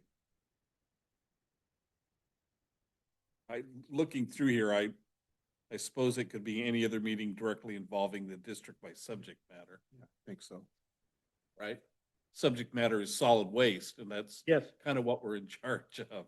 So that, if number 29 would incorporate that, then we don't need to add it separately. I would think so. And when you fill out your substantiation for request form for compensation, you're going to add a few lines about how it helped. And that's the justification you need. Okay. So you don't, there's no need to do anything different. We will have to make it some way in which that's brought before the board before you get paid for the day's attendance, if it's not specifically listed. Also, it says that we're entitled for expenses for doing our ethics and sexual harassment training, which is mandated by state law. Does it make a difference whether we do those virtually or live? Well, if you have expenses, it wouldn't, yeah. I've tended to do my last couple online, and you're required to have a 2.5 hour. I mean, you can finish the subject matter in 30 minutes, but you got to stay online for 2.5 hours. I mean, so that those still qualify. Were you talking about expenses or the per diem? Per diem. Oh, okay. Yeah, sorry, I misunderstood.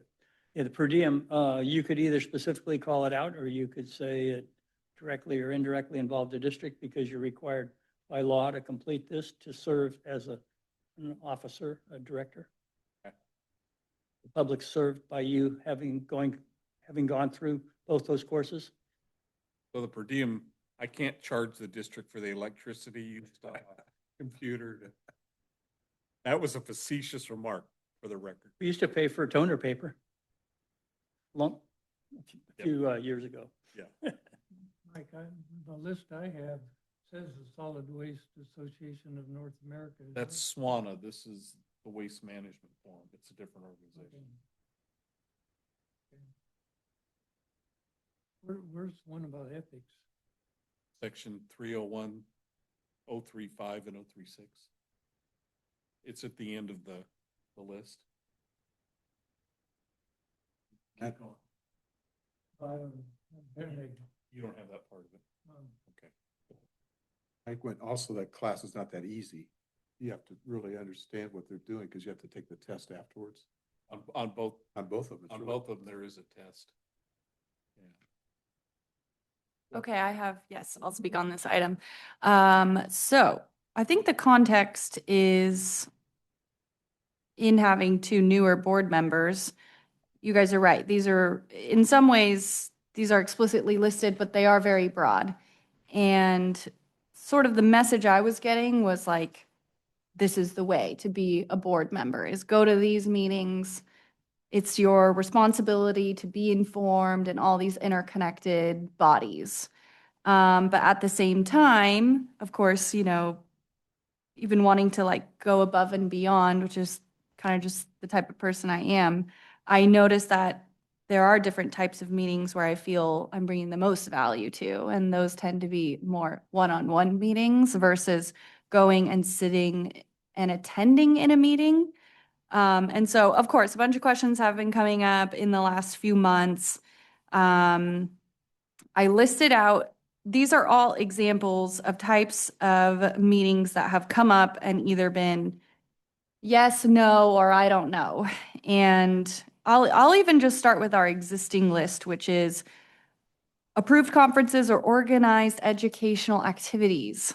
I would say Eco Expo could have fallen under organized educational activities. You guys are right. City of Costa Mesa, City of Orange, Newport Beach meetings, super educational. I'm very passionate about it, very informative, but I think we've taken it as any commission meetings apply there as well. I'm fine with leaving those on the list. My intention with this memo that I prepared for you guys is that I think there's a best use of my time as a board member that would bring the most value. But if we're more comfortable with the existing list, like that's okay with me too. And so 13 is quite broad as well, educational outreach and presentations. And then, of course, the item that's, or the number that's bringing us all like confusion, 28 and 29, because there's so many things we could argue directly or indirectly involve the district. So before I get into like the types of meetings, I do want to say, I don't really feel like board direction in past conversations indicated that we needed more reporting. And so I do want to say I'm not really in support of having to submit more reporting for meetings we've already pre-approved. I think that's just, we're doing our job, you know? So that's something I wouldn't agree with in the staff report. And then going into, and then my understanding was that Zoom participation was actually protected by state policy, but if we want to explicitly list that, I'm all for that. So yeah, let's go through my ideas that things I think should be clarified and included. District hosted or district funded community events such as the Eco Expo. So I think anywhere where district funds are being spent and they have the intention of engaging with our customers, educating our customers, I think for many reasons we should go and be compensated for our time there, whether it's engaging with customers or even just fiscal oversight. You know, if we're spending a lot of money to sponsor something, I think we should all go and check it out and make sure it's a good use of our time. Funny enough, the same month that Eco Expo wasn't approved for you guys, the Newport Mesa the state of Newport Mesa breakfast got approved for me. And so I would disagree with that. I would say I got more value connecting with our staff and coming here to the Eco Expo. A lot of people didn't even know I was a board member yet. So everyone was being super normal, which was great. I brought my daughter. So I kind of want to create it's in a way it's getting more specific, right? It's not general organized educational activities or educational presentations, but if it's directly funded or sponsored by the district, I want to say, you know, if we've decided it's worth our money, then it should be worth board members going to. Here's another big one that I want to push back on.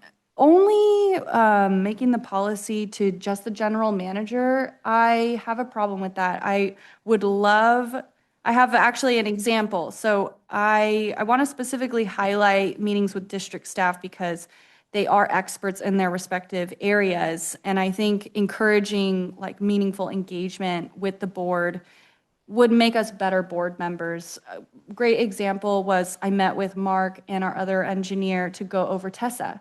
And then the productivity of that conversation, that meeting, rolled into the quarterly liaison meeting, where then we talked about TESA with the City of Costa Mesa staff. And having that type of collaboration, I think, should be encouraged. And I feel like there's always items that could be discussed more deeply. I could be educated more on in that one-on-one setting. Like, for example, walking through the entire CIP list and learning directly from Mark about every single project rather than that needing to be an agendized item at a meeting. So I really don't want to explicitly exclude meetings with staff and say only with the general manager. And I see that being a really productive use of like city council's time at the city level. A lot of council members will take the time to do one-on-one meetings with department staff and directors before a meeting so that they get all their, you know, preliminary questions out of the way and then are really equipped to vote on an item later on. So I'd really like to push for including meetings with staff. And even I wanted to share, like, I think it would be really cool to, and this is just for me because I'm new, I would love to have like a one-on-one meeting with a new staff member on a monthly basis just to get to know their role, their specialty. What do they see as things that can be improved? What is their vision for their department or their special projects? Like, when I think about what is the best possible board member, it's someone who does things like that, you know, and really invests in our staff. So that's kind of a vision that I would have for an item like that, or in a, you know, an event category like that. And then one-on-one meetings with board members was something I wanted to add on here. It's not as important to me, but I could see that being also a really valuable use of our time. And then the fourth one is meetings with other elected officials, senior representatives, key partners, vendors. This could even be CAC members, one-on-one meetings with them. Yeah, so funny enough, I asked staff if a meeting with John Stevens would get approved, as long as it was related to, aka the mayor, as long as it was related to business here at the district, and that got approved. I haven't filed for that yet because I haven't needed to, but I also see that as a really like good use of our time, is once again relationship building, that cross collaboration with all the other people. And that's what's so funny, is I could get paid to go sit in a council meeting and listen to their meeting, but is that really the best use of my time? No.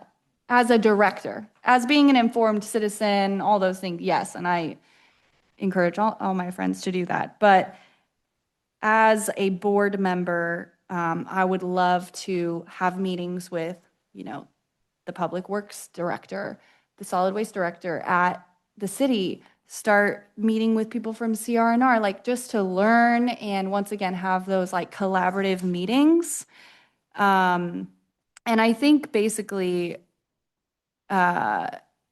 indirectly, this policy sways board members to go towards what's safe and what's certain, which is, okay, I know for sure if I go to this meeting, then I will get paid and I'm not going to be in a gray area. And so it's almost unintentionally like dissuading from doing what I believe is more productive time, more relationship building, with, of course, relevant stakeholders. And so what I believe was the intention in going into this item was a lot of these vague meeting types have been coming up with 2 new board members, and we were supposed to just discuss it. I didn't feel that we needed to add more reporting on the table, and I do think we either add some specific examples or we take these broad examples and we try to figure out how to make them more specific. But yeah, I wanted you guys to know, like, that's my intention, is I think I could be doing a lot more impactful work and having more of a return on investment on my time for meetings on behalf of the district and as a board member, and wanted to pitch you guys on them. And then I have no intention in increasing our compensation, but I would like it to be noted for the record that we could legally increase our compensation 50% to $442, and we're not going to do that. And yeah, I think, Yep. yeah. Just to tag a couple things. I think the key word under district-funded community events is if they're hosted by us. There was an article in the Register years ago about a director from a fellow special district, and the whole article was based on who goes to what meetings, right? And there was a director that was pointed out for including going to dance recitals that had something to do. So there's a lot of gray area in there that needs to be vetted out. And the fact that it's hosted by us, I think, is the key part of that. As far as meeting with staff, what about times where my computer isn't working and I come in and I meet with the IT people to fix my computer? Yeah, I think I wrote, we could create a structured policy for one-on-one meetings, because I think you're right. A phone call with Nolani when she's helping us shouldn't qualify.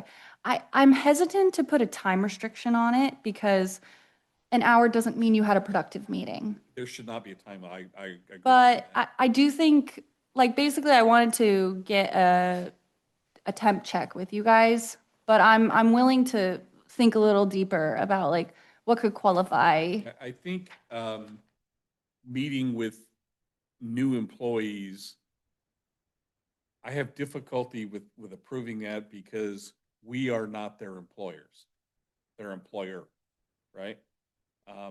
Our charge as a board member is to set policy, not worry about personnel. Now, if we change that to a meeting with a department head, meeting with Mark to go over a project, I think is a valid Yeah. reason to receive a per diem. Okay? Meeting with Diana to go over all the work she's doing on this health benefits to get some clarification, I think is a valid reason Yeah, to receive per diem.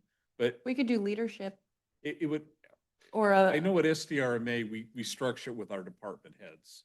Okay, going to speak to an individual employee, might have to, you would be better served going through the general manager, I think. Mhm. So with that, the one that I really have difficulty with, honestly, is one-on-one with board members. And the biggest reason I have trepidation about that is optically, it doesn't look good. I mean, honestly, Art and I go to the same Lions Club meeting, right? We're in the same Lions Club here in Yeah. town. There's no way in the green earth that I would ever say, well, hey, Art, and we don't talk about this. I can stand on a Bible and tell you that we don't talk about district business. It's a social, and I think the law recognizes the fact that we could all five of us go to a social function. We're not gonna get But paid. not talk about. And we don't yes. talk about it. I mean, that's, to me, that's, Yeah, it's part of the it's the standard. meetings with Scott that got me thinking about that, because it's funny that if there's two of us and Scott, we get paid. But if you remove Scott, then we're not paid. and I think that's how we should continue. And that's totally fine with me. It's the one I probably am the least passionate about because I get enough time with you guys. I'm totally kidding. Thanks a lot. We all feel that way, to be honest. Yeah, and I think that's wiser as far as protecting the Brown Act as well. But yeah, if I had to pick though, I think the staff one I'd want to emphasize. What do you guys think about the other? I disagree. I don't think meeting with the staff, I don't think one-on-one meetings are good. And meetings with other elected officials, I don't think those are good for us. Let's keep it as is, the 29 that we have. Personally. Well, it's a lot to digest. When I was a director for the Orange County Sand District, I rarely had a director call me and ask for information. And I don't believe if they did, I don't know whether they got paid for it or not. I appreciate Director Wright's enthusiasm, and I appreciate her need and Director Wilson's need and my need when I came on the district to understand policy. And I believe that Director Wright, will be a better director. And I have no problem for her to get compensated for meeting with certain level staff. Meeting with the general manager in the past, I believe that directors got paid for that compensation pretty much, whenever it came up. And I believe that is I talked to Scott on the phone quite a lot. That's not what I would like to be paid for. I mean, historically, I've been a large meeting attender. More recently, I'm down to substantially less meetings. I like some of Director Wright's comments. I do like the district hosted district-funded community events. I think that's important. That's a big one, because you're meeting the public, just like Eco Expo. By the way, That's that, good. that article in the Register where, and it listed directors from the whole county. And you know who the number one guy in the county for going to meetings was?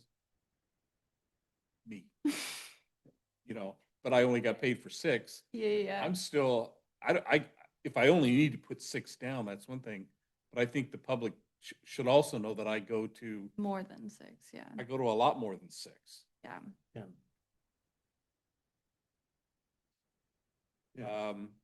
Okay, Nicole, did you have any comments? Yeah, a lot of my thoughts echo Director Wright. I don't have the list in front of me of the meetings that are approved. But from what I remember, I feel like it's kind of vague. I mean, there are obviously a lot of meetings on there that are very specific. I know exactly what it is. But like, for example, City of Costa Mesa meetings that I think Director Wright might have brought up. I've gone to what I thought was the City of Costa Mesa meeting and then was informed later that it wasn't eligible. And that's fine. It's not a big deal, like one meeting. But I don't think that we need to improve our forms for additional reporting information if we just have a list where everyone is on the same page about what meetings qualify and what meetings don't. So again, I don't have that list in front of me right now, but I'd like to see if we can further clarify what's on the list right now, divide it into what's going to need a report and what's not going to need a report. Just again, so we're all on the same page, staff is on the same page, the public is on the same page. Yeah, I would like to see a very specific list.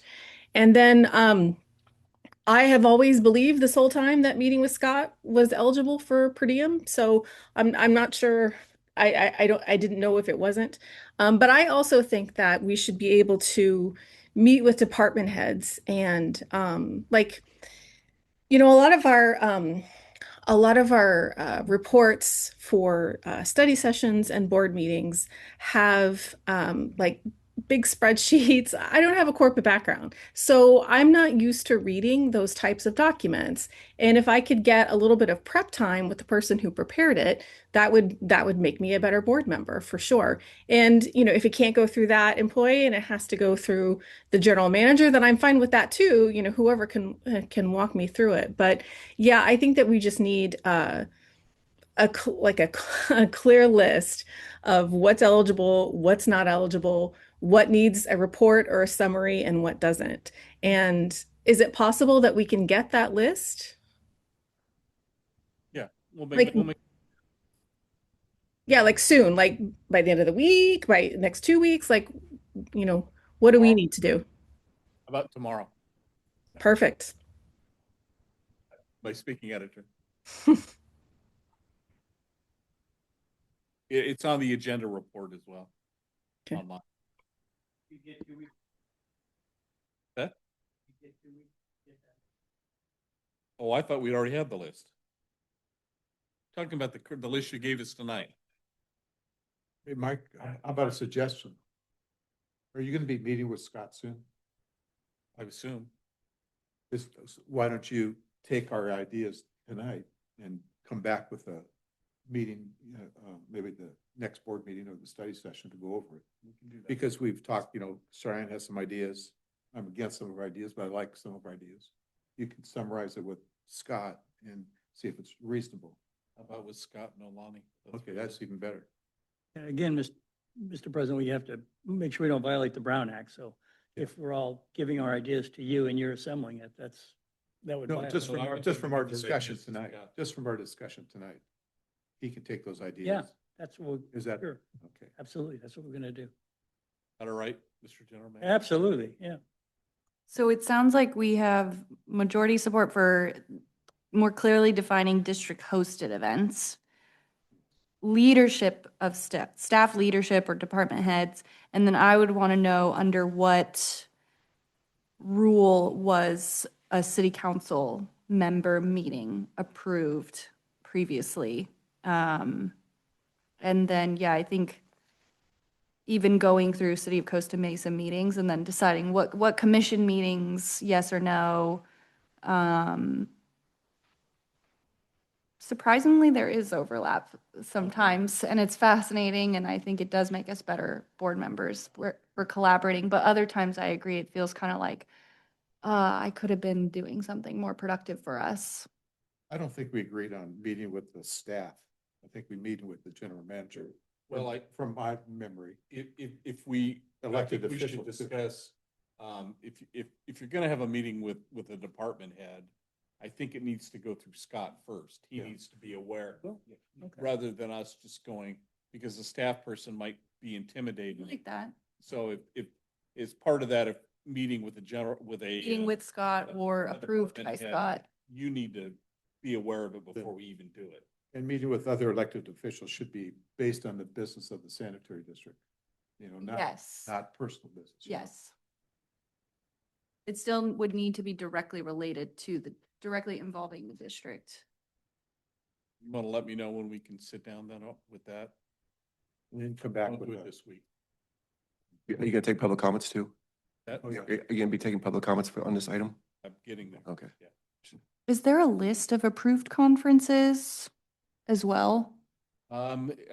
Rather than the conferences, we generally go by the governing body who's doing the conference. For Okay, example, the CSDA conference, we're compensated for, but that's through CSDA.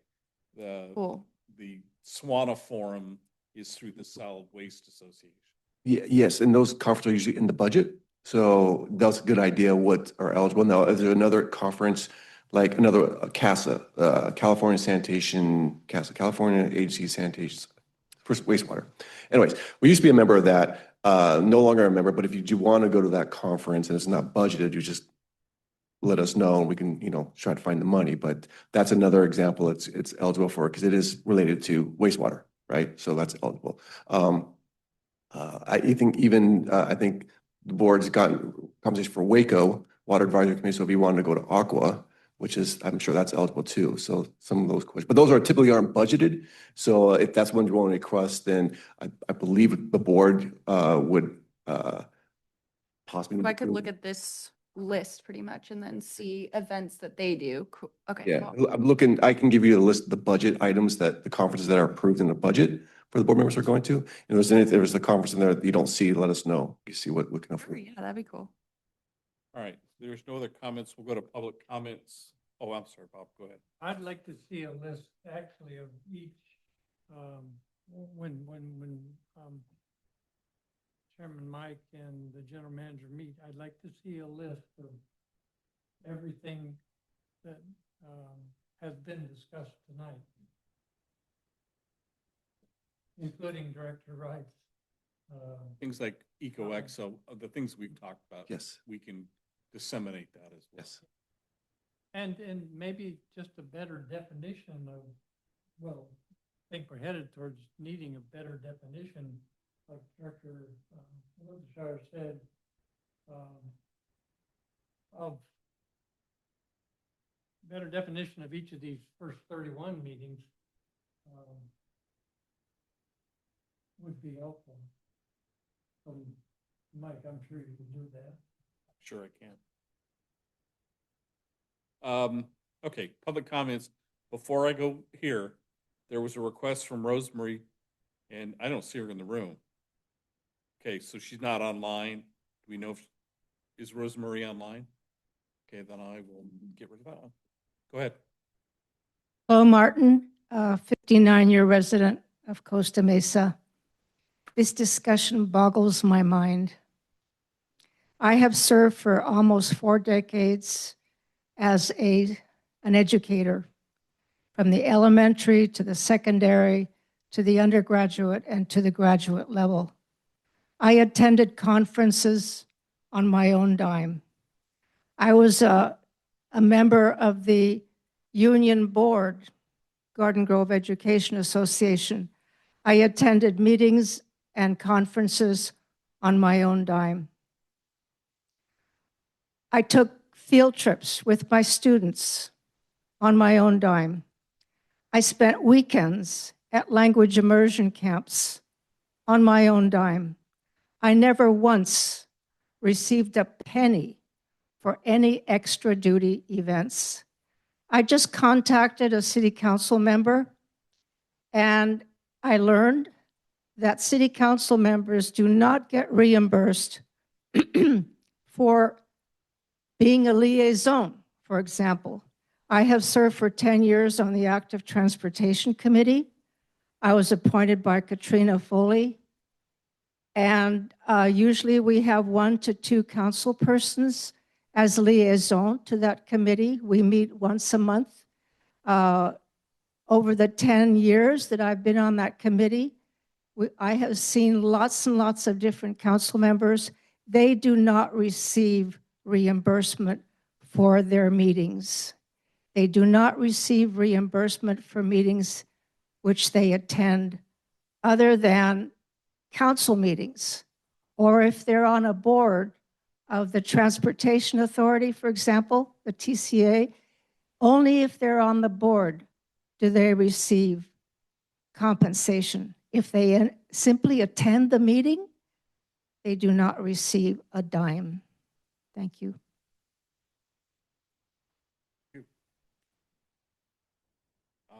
Sue Lester. Thank you for the opportunity to speak.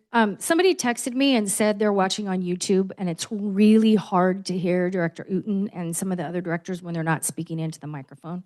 So if you speak softly, lean forward. There's a lot to unpack here. Director Uten, thank you for stating that a lot of my question that I had as it related to this statement where general manager meetings don't qualify, that is exactly where my statements came from. Because as a member of the public reading that, it made me question all that stuff. So that is exactly where it came from. There was no malicious intent, and I was not accusing anybody of anything. I was trying to understand, and I still am. As far as adversarial, I think if a board member thinks that a member of the public questioning the board's action is adversarial, we have way bigger problems than anything that could ever appear on your agendas. As far as the reporting goes and being specific with meetings, I think you need to. It's called accountability.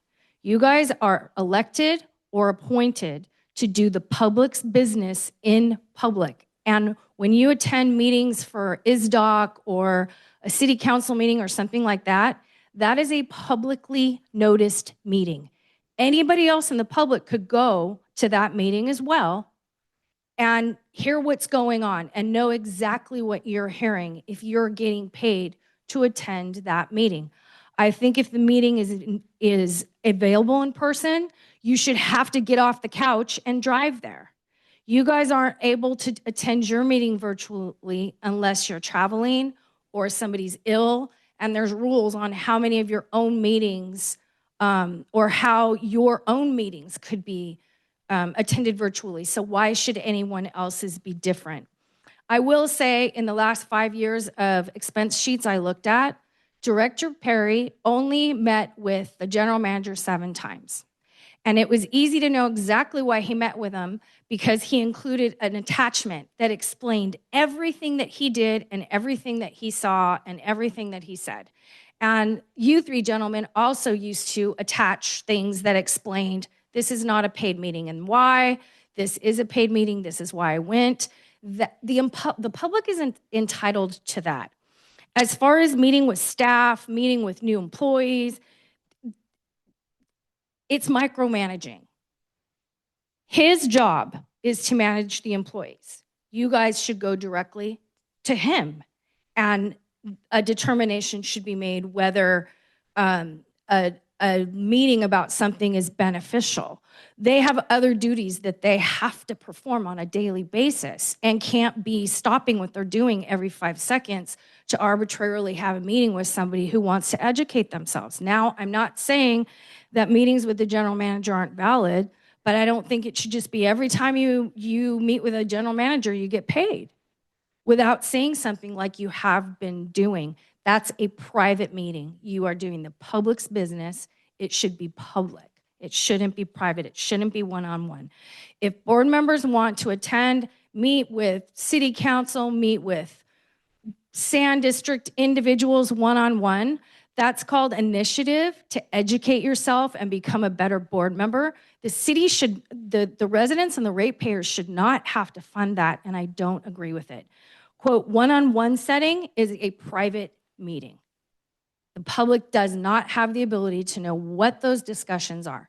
Of course, there's going to be exceptions, meeting with council, there's a bomb threat, there's certain things that you guys have to meet on where the public is not privy.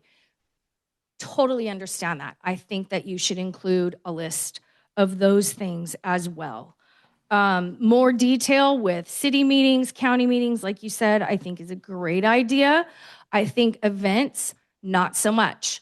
You're getting paid, reimbursed for public meetings, not for showing up 15 minutes at a sanitary district sponsored event, shaking a few hands, kissing a baby, and leaving. Many of the people of the board attend all the meeting or attend all the events. They get there at the beginning and they stay till the end.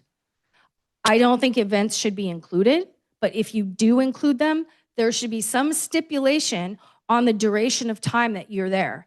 And if you're there at the event, you need to be there with 100% of your focus on the event, the people working it, and the people attending it. You shouldn't bring your family members and be eating sandwiches in the parking lot and think that you get paid for that. That is not fair to the public, and I think it's inappropriate. Events in general, again, I don't think they qualify as meetings, and they shouldn't be included. You have 1 minute. And as far as, meeting reports, like I said, it's called accountability. If you say that you need to go to a meeting and you guys all prove that, yes, that's a reasonable meeting to attend, the majority of the people on your board every week say what meeting you attended, what you learned there, how it affects the district. The ones that don't, or the ones that are outside of the district and hit Director Perry's are better than anybody's I've ever seen. He's extremely detailed and he's always done it that way. And just the last few years, they aren't attached for people to see. It's all kind of dropped off. So your new format, I think, is beneficial to not only all of you, but also to the public. So they are absolutely clear on the business that you are doing on their behalf, and they have the opportunity to hear what that is, see what that is, and know what that is, and not pay for a private meeting with somebody meeting with a council person talking about God knows what that is It's private. time, Ms. Lester. Thank you. Thank you. Cindy?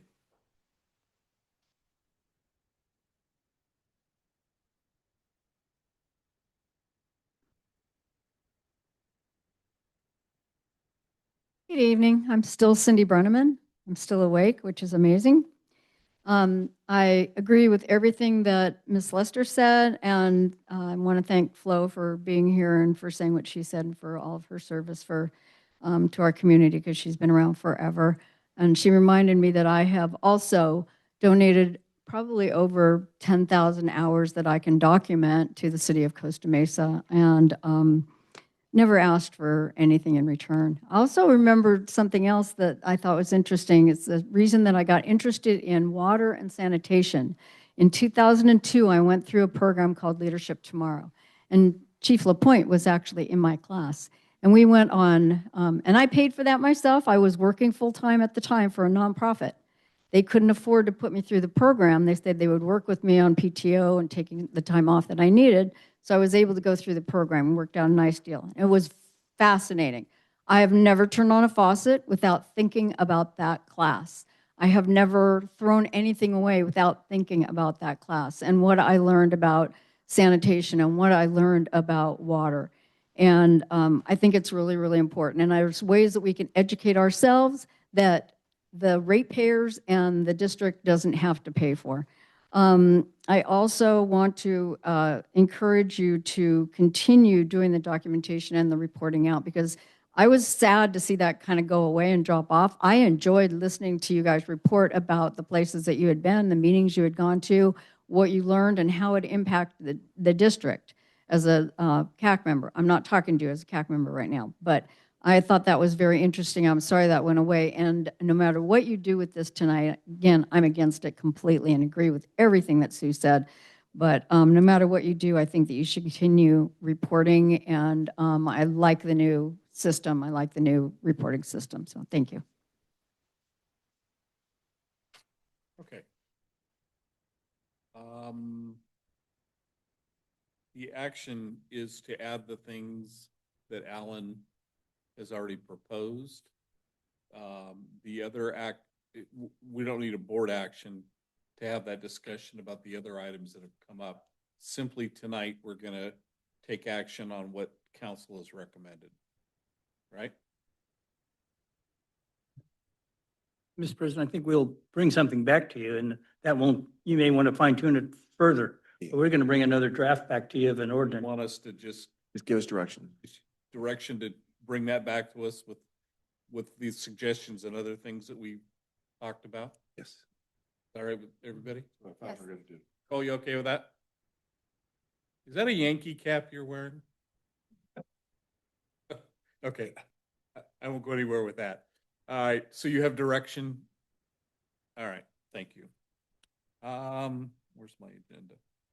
We are now at local meetings. Speaking of which, Orange County Sanitation District, Bob? I mentioned that I mentioned earlier about the general manager's work. The other non-consent item. Okay, the other non-consent item, is, the same thing that the sanitary district needs to go through. That is consideration of budget assumptions and budget calendar. And I'm sure that's on the general manager's, Periscope. The other non-consent items, I don't think we need to be aware of. Sarfa? Okay, meeting was last Wednesday. I'll give you the highlights. James Tyler from the Orange County Public Works presented the updates to the Santa Ana River, the mainstream, and the Westminster project status with discussion from, he had a video presentation. There are 3 new upgrades which are almost finishing the lower Santa Ana River at El Prado. It's almost finished. They just completed 3 of the last ones. The spillway upgrade contract was signed last year with ECI, and the cost of the new spillway is going to be $1.35 billion. There are some delays with the spillway to start, but the financing is there already. And all the 112 projects that have been acquired behind the dam to make the spillway higher have been acquired, which is good.